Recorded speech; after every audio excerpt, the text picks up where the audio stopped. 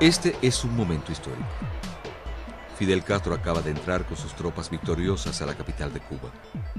Le habla al pueblo desde la más importante fortaleza militar de la depuesta tiranía de Fulgencio Batista. Los cubanos ven por primera vez, en una transmisión en vivo, al líder de la revolución. Porque la opinión pública tiene una fuerza extraordinaria y tiene una influencia extraordinaria, sobre todo cuando no hay dictadura. En la época de la dictadura, la opinión pública no es nada, pero en la época de la libertad, la opinión pública lo es todo. Y los fusiles se tienen que doblegar y arrodillar ante la opinión pública. Muy bien. Atención nuevamente a este instante. Fidel Castro ha dejado de dirigirse al público para aconsejarse con uno de sus comandantes. Le ha preguntado: ¿voy bien? Pero le responde la muchedumbre con vítores y vivas al aludido.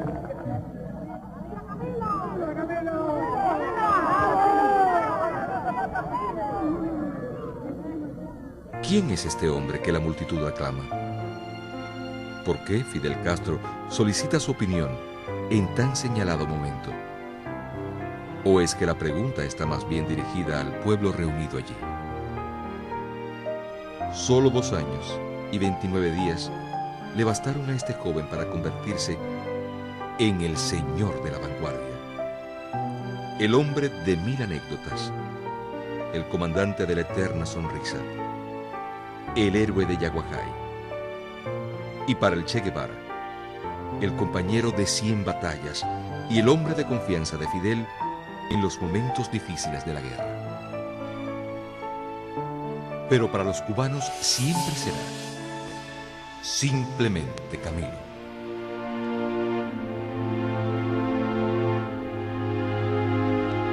Ramón Cienfuegos Flores y Emilia Gorriarán Zavalla se amaron toda la vida. Españoles de nacimiento, cubanos por elección, fundan en este país caribeño su hogar y una familia sencilla y honrada, como fue la de aquel humilde sastre y su abnegada esposa.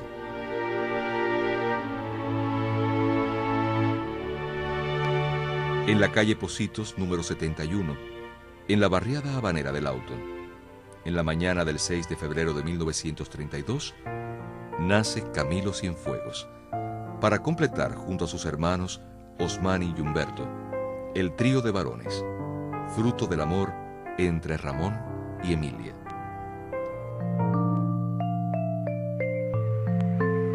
Camilo crece sano, alegre y juguetón. Le gusta atrapar mariposas y sacar arañas de sus cuevas. Pronto el béisbol se convierte en su juego favorito. Realmente jugó pelota, mucha pelota en los placeres del auto. Como todo niño, montó mucha bicicleta, era amante de la natación, o sea, gustaba de nadar y sobre todo amó extraordinariamente a la naturaleza. Estudia los primeros grados en la Escuela Pública número 20 de San Francisco de Paula, donde la familia reside por más de 6 años hasta finales de 1940. Termina la enseñanza primaria en la Félix Alpizar de Lawton.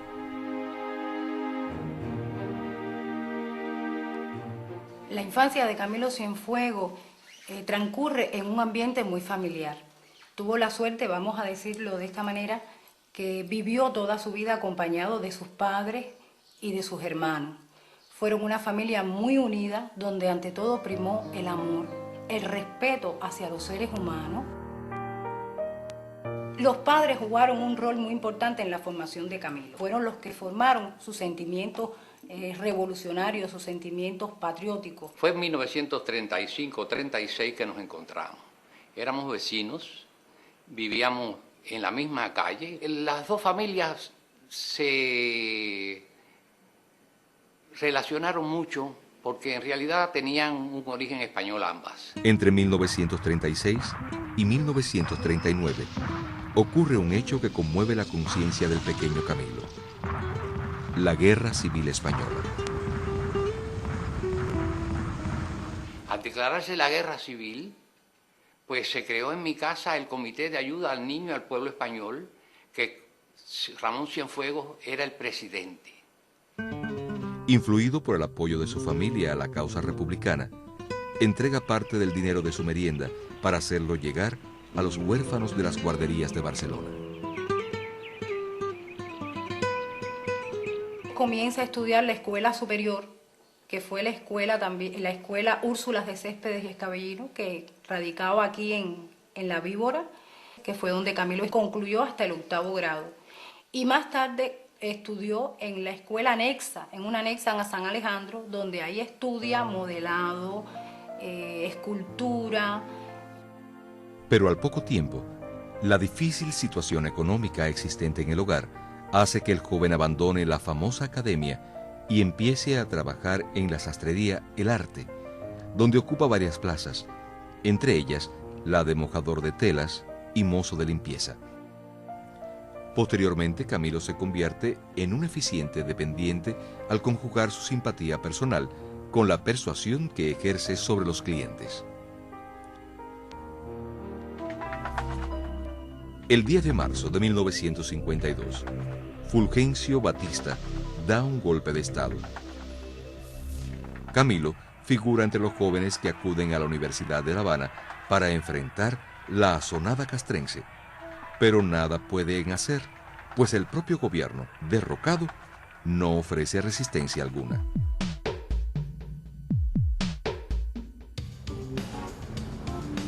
Con apenas 21 años, un puñado de dólares en el bolsillo y una visa por 29 días, el 5 de abril de 1953, Camilo y su amigo Rafael Sierra viajan hacia los Estados Unidos en busca de mejor fortuna. En medio de sus esfuerzos por ganar algún dinero y por escabullirse a las autoridades de inmigración, Camilo se vincula a grupos de exiliados cubanos y de otros países latinoamericanos. Por esos días, escribe a su hermano mayor. Osmani, quiero que me mandes los periódicos de la universidad y los periódicos con los problemas que ahí están pasando, pues aquí no se sabe apenas nada. Me lo puedes mandar a la misma dirección de José Antonio. Ellos también quieren enterarse, pues son enemigos de Batista, y aquí se combate por todos los medios a Batista.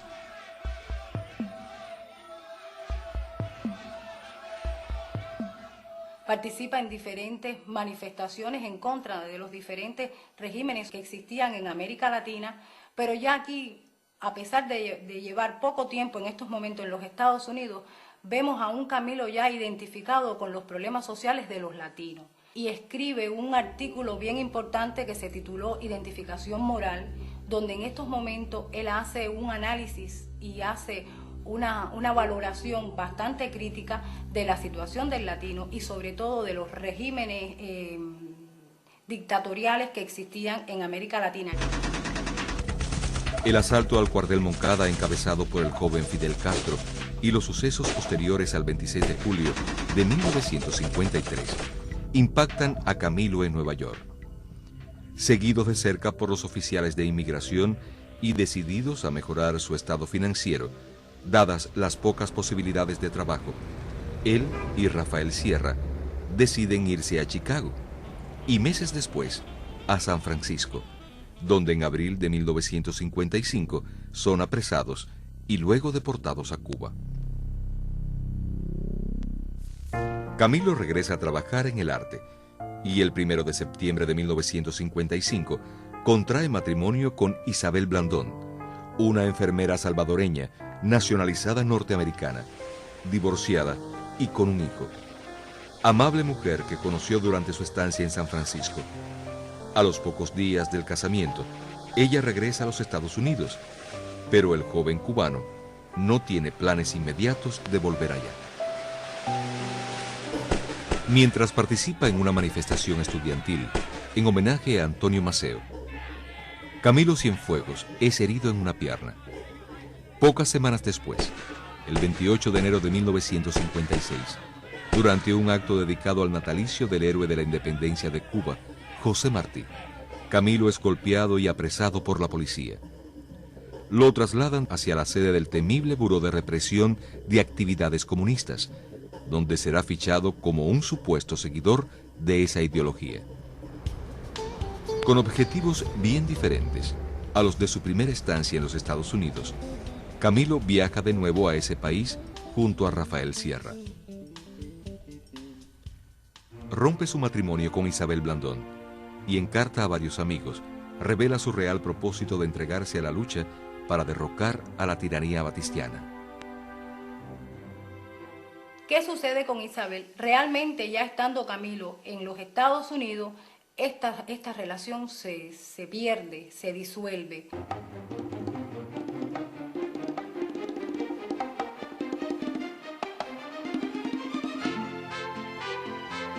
El 21 de septiembre de 1956 llega a México. Desconocido para la mayoría de los jóvenes del movimiento 26 de julio y con el único aval de la cicatriz en su pierna, es bien difícil que Fidel Castro lo acepte en el grupo de los futuros expedicionarios. Sin embargo, nada lo hace retroceder de su propósito. Fue su insistencia y el apoyo de su amigo Reinaldo Benítez, secundado por Raúl Castro, lo que obra el milagro. Su poco peso corporal le garantiza un mérito adicional a la hora de incluir un hombre más en aquel pequeño barco de paseo que el 25 de noviembre de 1956 saldrá con destino a Cuba, llevando 82 expedicionarios a bordo. Como consecuencia de múltiples adversidades, la llegada de la expedición del Granma parece más un naufragio que un desembarco. Extenuados, el primer combate que tiene lugar el 5 de diciembre de 1956 en el potrero de Alegría de Pío, resulta un desastre para los bisoños rebeldes. En medio del combate, Reinaldo Benítez ve a Camilo Cienfuegos acercársele arma en mano. ¡Reinaldo! ¿Cree que si disparamos al aire se asusten los guardias? Benítez, con la atención del enfrentamiento, responde que no, que hay que tirar sobre el objetivo. Fue entonces cuando advirtió el fugaz destello del humor. Los tiros cruzaban en todas direcciones y aquel joven todavía tenía ganas de bromear.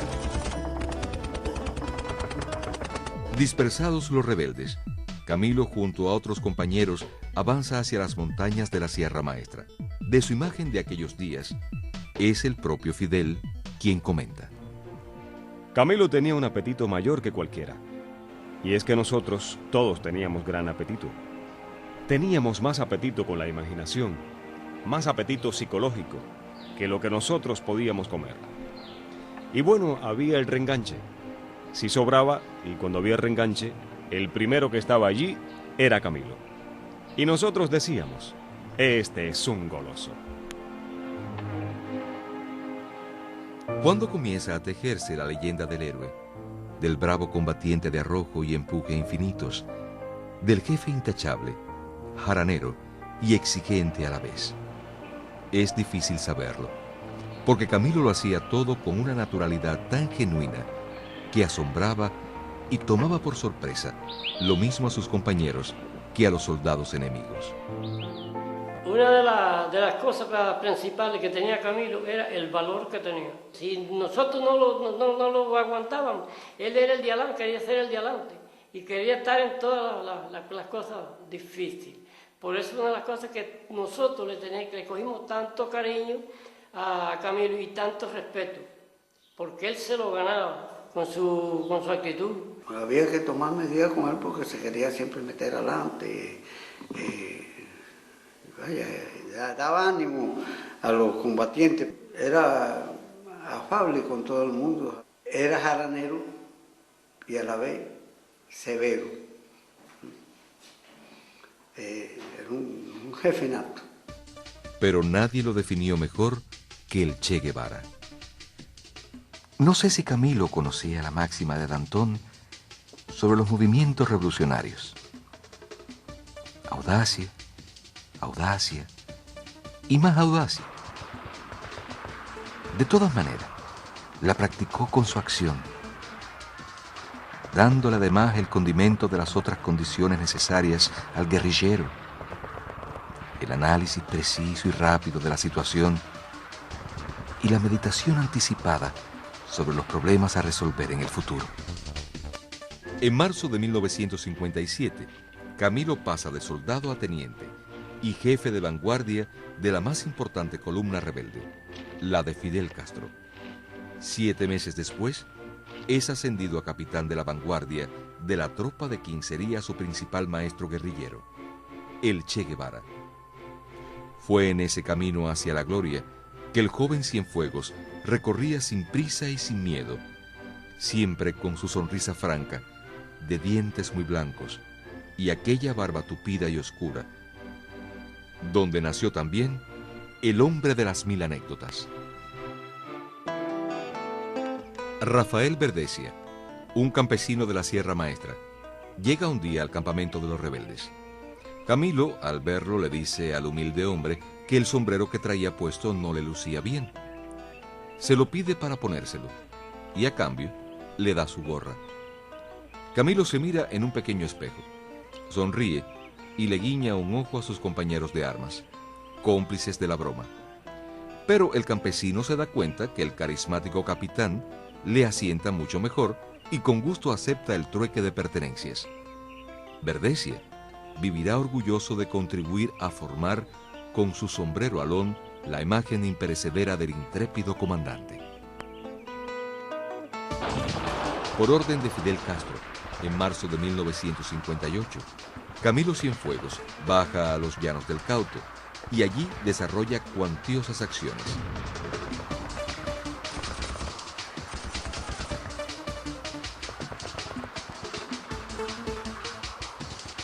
Entra con sus tropas a la ciudad de Bayamo y tirotea puntos importantes dentro de la propia urbe. El combate del Monte de la Estrella se destaca dentro de la larga lista de victorias. Camilo baja al llano exactamente el 30 de marzo y regresa a la sierra sobre el 11 al 20 de junio. Camilo baja con la orden de actuar, observar la situación e informar, y a su vez estaba en plan lo que era la huelga de abril y también pues hacer acciones para apoyar la huelga el 9 de abril. ¿Qué hace Camilo cuando llega? Comienza a actuar. Él no se detiene a estarse averiguando, no, él empieza a actuar y comienza a actuar y a tener éxito. En pocos días ataca al enemigo y obtiene armas y pone aquellos en jaque. Y se da cuenta que aquel territorio, a pesar de ser llano, porque hacer una guerrilla en el llano es más difícil, más peligroso, hay condiciones para hacer una base guerrillera. Figúrate cómo no se va a mencionar el combate de la Estrella. Que ese combate fue uno de los combates más duros, más fieros, que hubo. Que allí hubo un momento tan difícil, que ahí no se sabía de verdad quién era quién. Ese combate debe haber durado como 8 horas o más. Yo pensé en momentos que nosotros no soportábamos el empuje del ejército, hasta que ya ellos se fueron amenorando, se fueron alejando hacia atrás. Entonces nosotros éramos los que estábamos en el espacio más grande, en lo que es el montecito, los más igualitos que ellos, los montecitos. Camilo es ascendido a comandante el 16 de abril de 1958. Fidel Castro lo nombra jefe militar de la zona delimitada por las ciudades de Bayamo, Manzanillo y Las Tunas. Al conocer la noticia de su ascenso, Camilo le responde al jefe de la revolución en carta fechada el 24 de abril. En mi poder el ascenso a comandante del Ejército Revolucionario 26 de julio. Al recibir tan alto honor y responsabilidad, he jurado cumplir a cabalidad dicho cargo y trabajar hasta el límite de mis fuerzas por acelerar el triunfo de la revolución. Gracias por darme la oportunidad de servir más a esta dignísima causa por la cual siempre estaré dispuesto a dar la vida. Gracias por darme la oportunidad de ser más útil a nuestra sufrida patria. Más fácil me será dejar de respirar que dejar de ser fiel a su confianza. Camilo Cienfuegos y Ernesto Che Guevara forjaron en la Sierra Maestra una amistad tan profunda como interesante. Dos seres de orígenes y caracteres bien distintos, uno severo e irónico, el otro alegre pero firme, y justo en la actuación. Es el Che quien recuerda cómo conoció al que sería su compañero de lucha y su amigo entrañable. Un día de derrota, yo perdí mi mochila y algo muy preciado para un guerrillero: las 2 o 3 latas de conserva que cada uno tenía en ese momento. Y Camilo, viendo que yo no tenía nada que comer, compartió conmigo la única lata de leche que tenía. Tomando sorbos de leche y disimuladamente, cuidando cada uno de que el reparto fuera parejo, íbamos hablando. Desde aquel momento, yo creo que nació o se profundizó nuestra amistad. Nadie se atrevía a bromear con el Che como lo hacía Camilo, y el argentino, lejos de enfadarse, se reía y ripostaba a su manera lo que él denominó las camiladas. El hecho de, de las cosas de que Camilo era muy bromista me lo demuestra allí, cuando yo también, entre otras cosas, le pregunto, ¿y eso? ¿En qué anda por aquí, por el campamento? ¿Viene a buscar instrucción? No, vengo a sacarme una muela, pero estoy muy preocupado. Bueno, yo le digo, ¿pero preocupado por qué? Bueno, ¿quién te la va a sacar la muela? No, me la va a sacar el Che. Digo, no, pero si Che es médico, y Che sabe de eso. Dice, no, es que yo no me preocupo porque me duela la muela ni cosas por el estilo. Es que este mata sano lo que va a hacer es que me va a sacar la muela buena y me va a dejar la muela mala. Su valor y audacia ante el combate, su carisma y aquella forma tan diáfana de confraternizar con la más humilde persona, lo convierten en uno de los jefes rebeldes más queridos y respetados. Camilo era de una simpatía natural muy espontánea. Eso era un rasgo muy profundo de su personalidad.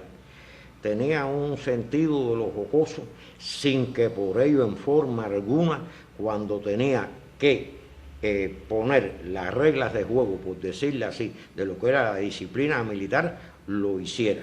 Pero siempre, eso sí, enmarcado en un profundo respeto a la dignidad personal de los compañeros. Muy sencillo, muy natural, pero es un gran jefe. Con cualquiera jaranea, pero con cualquiera hace que lo respete y todas las cosas esas. Respetaba mucho la condición humana y que cuando más sencillo y humilde fuera la gente que tratara con él, tanto en el plano jerárquico como en el plano social, era un hombre que se hacía más respetuoso cuando más fuera la sencillez o humildad de la persona que dependiera de él en ese momento. Nunca lo vi que se pusiera bravo ni fuera grosero con nadie.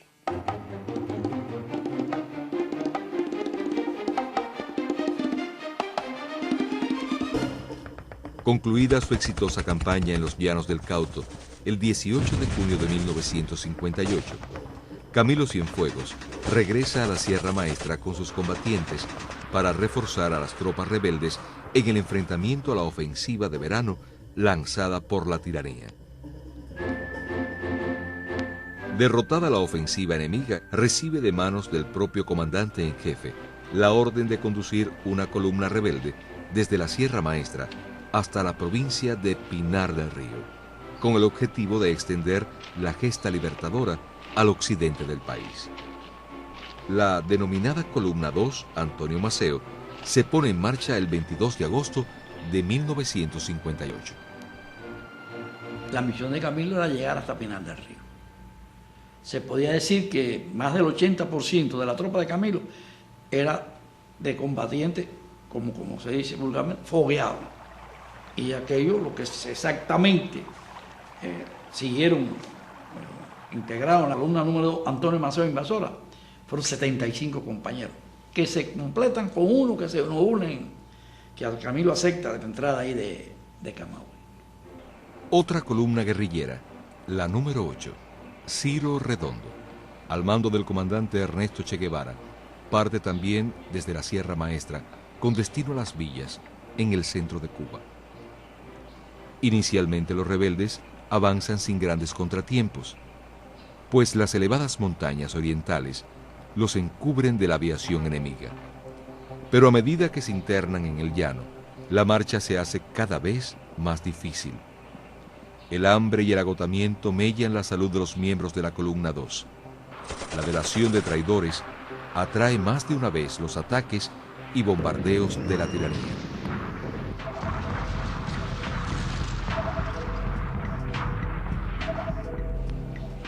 El paso de la Columna 2 por la extensa, despoblada y muy llana provincia de Camagüey resulta agónico. Es el propio Camilo quien, en un extenso informe a Fidel Castro, escrito el 9 de octubre de 1958, relata las penurias sufridas. En 31 días que demoró el viaje por la provincia de Camagüey, solamente comimos 11 veces. Después de 4 días sin probar alimento alguno, tuvimos que comernos una yegua, cruda y sin sal, la mejor de la ya nuestra pobre caballería. Yo besé la tierra villaclareña, reconoce Camilo en aquel informe a Fidel. Ciertamente, la llegada a las villas en el centro de la isla fue para la Columna 2 como el oasis en medio del desierto. Su geografía, más montañosa que por momentos les recuerda a la querida Sierra Maestra, ofrece más protección a la tropa.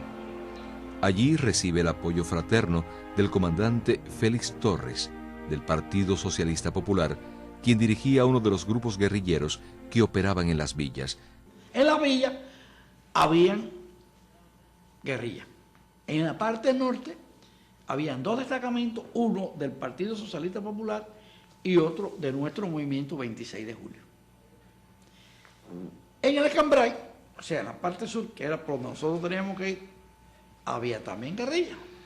Estaban los compañeros del directorio, estaban la tropa del 26 de julio y estaban los del segundo Frente Nacional del Cambrai. Desde la Sierra Maestra, el 14 de octubre, Fidel le envía el siguiente mensaje al valiente jefe de la Columna 2. No hay palabras con que expresar la alegría, el orgullo y la admiración que he sentido por ustedes. Con lo que han hecho ya bastaría para ganarse un lugar en la historia de Cuba y de las grandes proezas militares. Ante la falta de unidad entre las agrupaciones rebeldes y los intentos del autotitulado Segundo Frente Nacional del Escambray de no dejar entrar a nadie en el terreno bajo su jurisdicción, Camilo recibe la orden de permanecer allí hasta tanto el Che pudiera consolidar su posición de jefe máximo de todas las fuerzas desplegadas en las villas. Siguiendo las orientaciones de Fidel, ambos comandantes logran la unidad con los demás destacamentos guerrilleros bajo un mando único encabezado por el Che. En la campaña en la villa, Camilo crea el Frente Norte de las villas. Che tiene una seguridad teniendo a Camilo, la confianza de los hombres de Camilo. ¿Comprende? Luego, la gente del 26, que está dirigida por Bordón, también van cogiendo confianza y es una tropa fuerte. Los compañeros del directorio coordinan acciones y de esa manera se desarrolla la campaña en la villa. El primer poblado que se libera es el 31 de octubre, Venegas, y Camilo luego concentra toda la campaña, como se llama, de liberación de los pueblos en la última quincena de diciembre del año 58. El día 15 se libera Iguará por segunda vez, el día 17 se libera Meneses, el día 20 se libera Mayagüita y las tropas de Mayagüita, al mando del comandante Félix Torres y William Galvez, comienzan a avanzar hacia Yaguajay. Camilo está en Zulueta, que se libera el día 22 por segunda vez. Por estos días, recibe la visita de sus padres. Han pasado más de 2 años desde la última vez que se vieron. Es un encuentro lleno de dicha y recuerdos, donde el joven comandante hace partícipe a sus padres de su interés en Rosalba Álvarez, la hija de un campesino amigo que colabora como mensajera de las fuerzas revolucionarias en las villas. El 20 de diciembre de 1958 comienzan los preparativos para la batalla más importante del comandante Cienfuegos, la toma de Yaguajay, uno de los últimos y mejor protegidos reductos de la tiranía en las villas. Este cuartel estaba en medio de una explanada con la pista enfrente, es decir, no se podía acercar por ningún lugar. La toma del poblado, calle por calle, objetivo por objetivo, y bajo las bombas de la aviación enemiga, demuestra la completa madurez de Camilo como jefe militar. Es un plan estrechamente coordinado y aprobado por el Che Guevara, quien casi al unísono se prepara para lanzar sus tropas sobre la ciudad de Santa Clara. El 24 de diciembre, en aras de preservar a sus hombres y evitar un mayor derramamiento de sangre, el comandante Cienfuegos logra una tregua. Entra al cuartel, conversa con Avon Lee. La intención de Avon Lee, que era militar de academia, había estudiado incluso con el hijo del jefe del ejército, estaba esperando refuerzos. Refuerzos por mar. Y vienen acá 2 fragatas a tratar de sacarlo. Camilo se percata de esto. La tregua se termina a las 6 de la tarde. Del 24 se reanudan las hostilidades. La lucha se extiende hasta el 31 de diciembre. Cerca de las 4 de la tarde aparecen banderas blancas.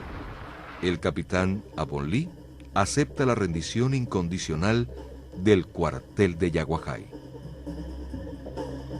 Al llegar a Yaguajay, en la calle principal, estaba Camilo y un grupo de compañeros. Cuando llegamos allí, que nos saludábamos y demás, él me abraza como si me conociera de toda la vida, y era la primera vez que yo lo veía.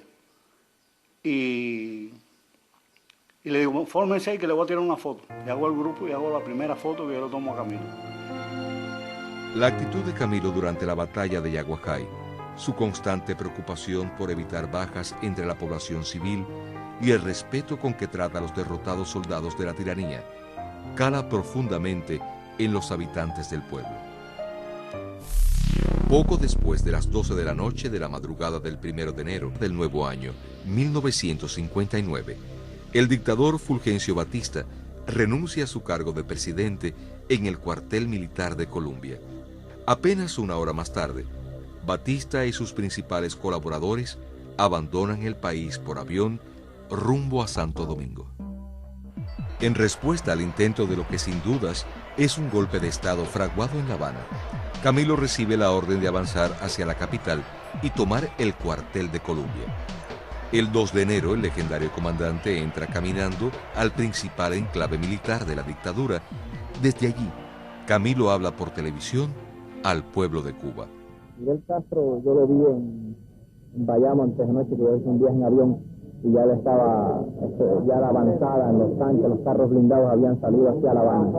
Pero es imposible precisar la fecha de llegada, puesto que la marcha es muy lenta, viene por carretera, y las demostraciones del pueblo a todo lo largo de la República son tan grandes que los caminos están completamente bloqueados por el pueblo, y eso le impide avanzar a la velocidad que él quiere. Él tiene gran interés en llegar lo más rápido posible a la capital. El 8 de enero de 1959 ocurre la histórica llegada de Fidel a La Habana, al frente de la Caravana de la Libertad. Camilo se le une en el poblado de El Cotorro y acompaña al líder de la revolución durante el recorrido por la ciudad hasta la fortaleza de Colombia.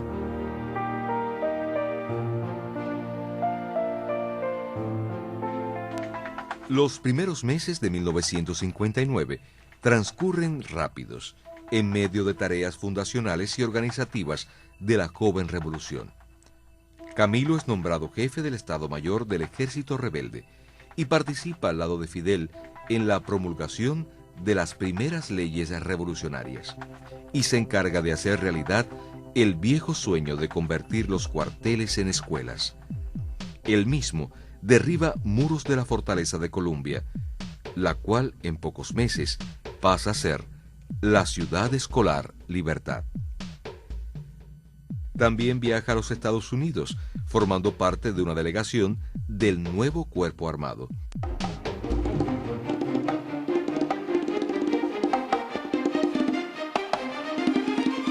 Camilo viaja incansablemente por toda la geografía cubana y prioriza cada detalle vinculado con la formación del Ejército del Pueblo. Cuando tuvimos que alzarnos y tuvimos que pelear, la totalidad de nuestros hombres no conocían el manejo de las armas de fuego. Y quizás en un momento sea necesario que una gran parte de esos ciudadanos tengan que tomar las armas.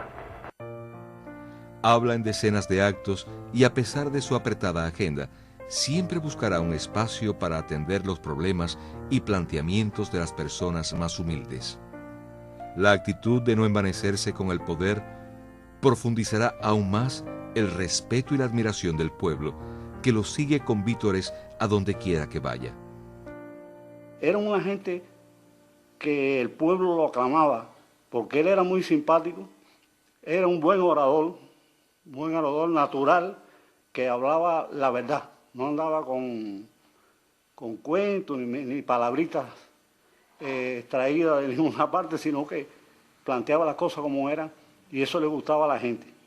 Aquel hombre tan grande, tan alegre, no cambió, no había cambiado absolutamente nada, seguía siendo el mismo individuo que yo conocí en todo momento, el mismo que iba a mi pueblo y se juntaba con todos aquellos que habían jugado pelota con él en el vecindario. No había en él una actitud de aquella de creerse que había alcanzado la cima, ¿no?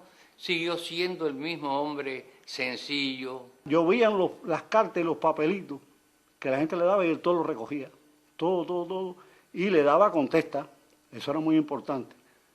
Tenía un compañero que se encargaba de revisar todo eso y él le daba contesta. A todo el mundo le daba un papelito, que eran muchos, se llenaba los bolsillos, no sé si ustedes han visto fotos que tienen los bolsillos llenos de papeles. Una de sus más conocidas camiladas después del triunfo ocurre a finales de julio de 1959. Cuando se organiza un partido de béisbol entre dos equipos de líderes revolucionarios. Públicamente son anunciados Fidel Castro y a Camilo Cienfuegos como los lanzadores abridores de los dos equipos rivales. Al salir al terreno, el comandante de la Eterna Sonrisa sorprende a todos al aparecerse vestido con el mismo uniforme del equipo de Fidel y con aquella frase que quedó para la historia. Yo no estoy contra Fidel, ni en pelota.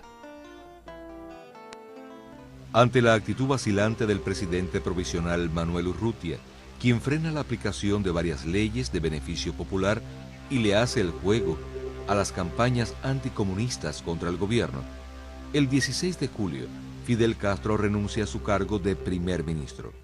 Camilo, como otros muchos dirigentes y la mayoría del pueblo, reclama el inmediato retorno del máximo líder de la revolución a sus funciones. Esa será una de las principales demandas enarboladas por la caballería que, organizada por Camilo, vino desde Yaguajay hasta La Habana para participar en el acto por el 6º aniversario del asalto al cuartel Moncada. Comienza el mes de octubre de 1959 y los sectores más reaccionarios de la oligarquía nacional, apoyados por el gobierno de Estados Unidos, arrecian su campaña de ataques a la revolución cubana. Uno de los argumentos más utilizados es el de la infiltración de comunistas en el gobierno y en el ejército.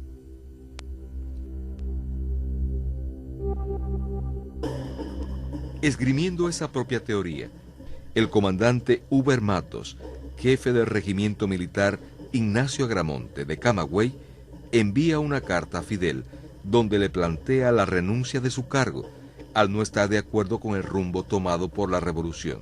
Esa noche en la ciudad de Camagüey había una actividad por el aniversario de la muerte de Sabino Pupo. Y cuando se acabó el acto, yo salí y me tropecé con un compañero de escuela. Lo vi muy preocupado, me puse a hablar con él y me dijo que era que Uber había renunciado y que los estudiantes se iban a declarar huelga el otro día. Y que además había una carta que se había enviado al periódico Adelante en la cual estaba la renuncia de Uber. Inmediatamente que él acaba de hablar conmigo, salgo para casa de Jorge Enrique y le cuento a Jorge lo que me había dicho este compañero. Jorge llama a La Habana y conversa con Celia y le cuenta lo que hay. Celia le dice que ella va a hablar con Fidel. Más tarde, Fidel llama a Camagüey y habla con Jorge Enrique y le dice que resista. En la madrugada del 21 de octubre, el comandante Camilo Cienfuegos sale por avión hacia Camagüey, con la encomienda de detener al traidor para enfrentar la conjura. Fidel parte también para esa ciudad y en el patio interior de las oficinas del INRA se encuentra con Camilo, que ya ha cumplido su misión sin disparar un solo tiro. La conspiración es derrotada. Una multitudinaria manifestación los acompaña luego hasta la propia sede del Regimiento Agramonte.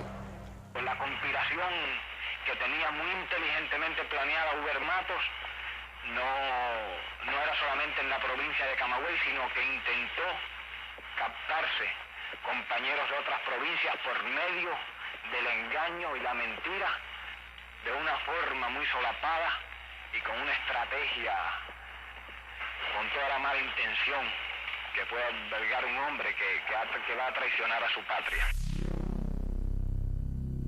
Aplastada la sedición de Huber Matos, Camilo regresa a La Habana y el 26 de octubre habla al pueblo congregado frente a la terraza norte del entonces Palacio Presidencial, en memorable acto donde se fundan las milicias nacionales revolucionarias.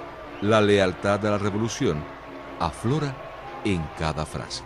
Que no importan los traidores, que no importan todos los enemigos de la revolución, que no importan los intereses que traten de confundir a un pueblo que no se va a dejar confundir, porque este pueblo cubano sabe que esta revolución se ha hecho, que por esta revolución murieron 20.000 cubanos para terminar con los abusos, para terminar con las canalladas, para terminar con el hambre, para terminar con toda la agonía que vivió la República de Cuba por más de 50 años.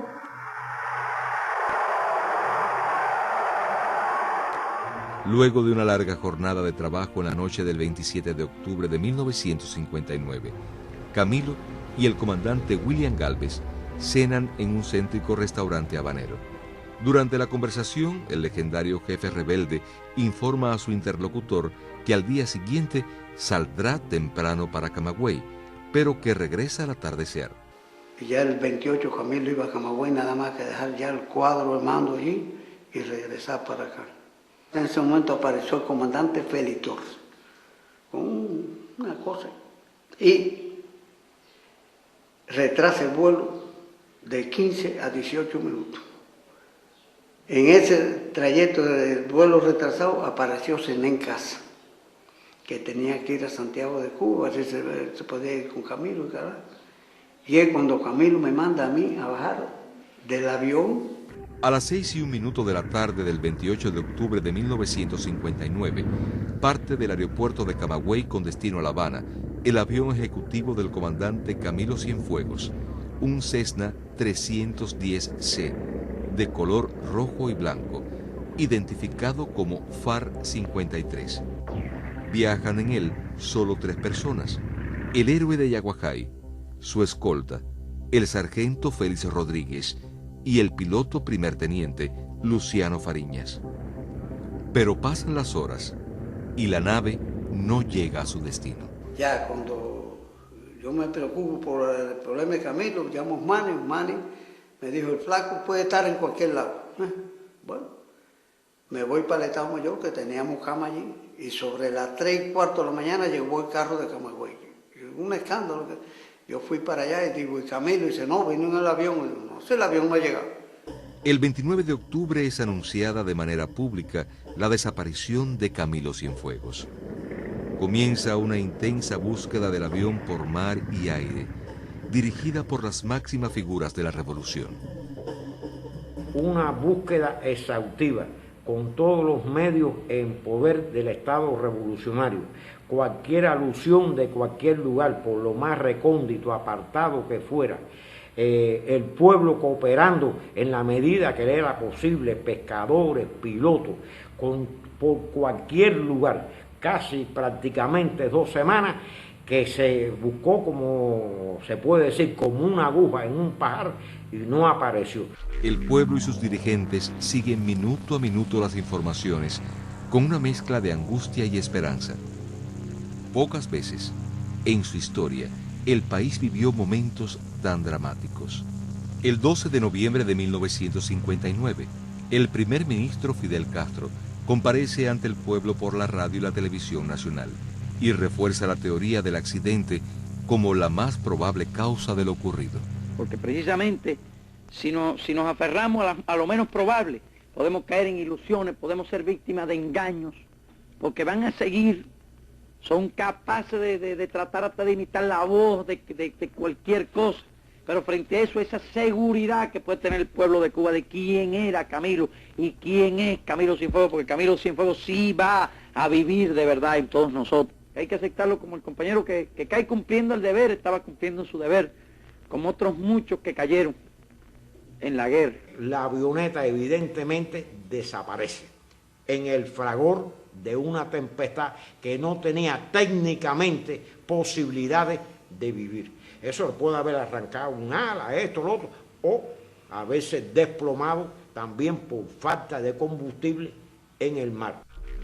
Sobre la desaparición de Camilo Cienfuegos se han tejido fuera de Cuba las más pérfidas intrigas.